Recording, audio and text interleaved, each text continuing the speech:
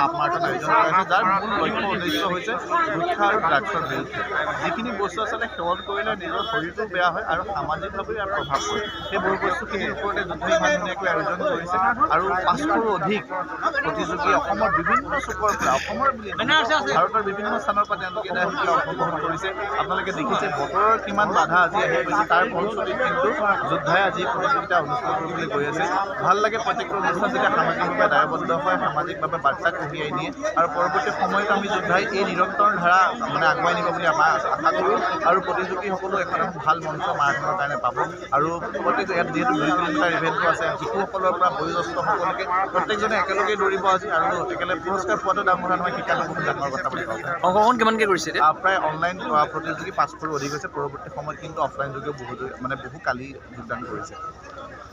কেনে অনুভৱ হৈছে? কিমান ভাল লগা কথা, কিমান ভাল লগা কথা। মানে মই ভাবিছিলোঁ যে ক'ৰবাত চাগে ৰাস্তাৰ হাইৱে ওচৰে পাজৰে হ'ব, কিন্তু ৰাস্তাৰ পৰা ইমান ভিতৰৰ ইমান ধুনীয়া এখন গাঁৱত মানুহে সাহস কৰিছে। আৰু মই দেখিছোঁ ৰাস্তা পদূলিবোৰ ধুনীয়াকৈ চাফা কৰিছে, প্লাষ্টিক মুক্ত কৰিছে, আৰু কিমান ধুনীয়া এটা এইম লৈছে যে ধপাত মুক্ত, জৰ্দা মুক্ত অভিযান হিচাপে হাফ মাৰাথনটো পাতিছে। আৰু বহুত মানুহ আহিছে, মানে 500+ হ'ব পাৰ্টিচিপেণ্টছ। খুব ভাল লগা কথা। আৰু মই সেইটো মানে আই ৰিয়েলি চেলিউট কাৰেজ। ইয়াত মানে ইমান এইবিলাক বহুত খৰচ পাতি হয় ন, তো সেই খৰচ পাতি তেখেতে কৰিব যে সাহস কৰিছে, আই ৰিয়েলি চেলিউট ডেট। আৰু মানুহৰ মানে participation I really salute that. তো it's very good to see. বহুত ভাল লাগিছে।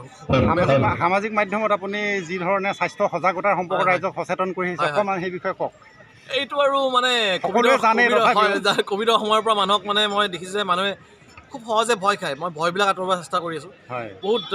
বহুত ডাঙৰ বিশেষ বেমাৰৰ বিষয়ে এনে নকৈ মই কওঁ যে বেমাৰবিলাকৰ পৰা আঁতৰি কেনে থাকিব পাৰি। বেমাৰ এটা হৈ যোৱাৰ পিছত পস্তাই থাকিলে লাভ নাই, হয় নাই? তো বেমাৰবিলাক নহ'বৰ কাৰণে এতিয়া আজি মোৰ ইমান ভাল লাগিছে। সৰু 3 বছৰীয়া, 4 বছৰীয়া, 5 বছৰীয়া, 6 বছৰীয়া বাচ্চাবোৰ খোজকাঢ়িব আহিছে, দৌৰিব আহিছে। এনেকৈ শিশুসকলক যদি পিতৃ মাতৃসকলে যদি সৰুৰে পৰা এনেকৈ অলপ মানে আগুৱাই দিয়ে, তেতিয়াহ'লে মোৰ মতে এইটো বহুত ভাল কথা হ'ব। আৰু ভৱিষ্যত প্ৰজন্ম আমাৰ অসমৰ কাৰণে বহুত হেৰি হ'ব। মই আপোনাক মানুহজন চিনাকি কৰি দিছোঁ। ইমান ডাঙৰ এটা সাহস কৰিছে, এয়া হৈছে মিছেছ সুজিত। এখেতে মানে যিটো সাহস কৰিছে, এইটো মানে মই কালি আহি দেখিছোঁ যে ইমান ভিতৰত যদি সাহস কৰিছে, তেতিয়াহ'লে আচলতে ইণ্টাৰভিউ মোৰ নহয়, এওঁৰহে ল'বলৈ। ধন্যবাদ। আপোনাৰ ফালৰ পৰা অকণমান কওক, কেনেধৰণৰ আয়োজন, কেনেকুৱা সন্তুষ্টি পাইছে? হ'লেও আজি সন্তুষ্টিটো কেনেকুৱা হৈছে আপোনাৰ প্ৰতিযোগীখিনি? আমি ৰাইজসকলক জনাব বিচাৰিছোঁ যে যিহেতু বতৰ একেবাৰে বেয়া, সেইকাৰণে আমাৰ কাৰিকৰী দিশত অকণমান পলম হৈছে।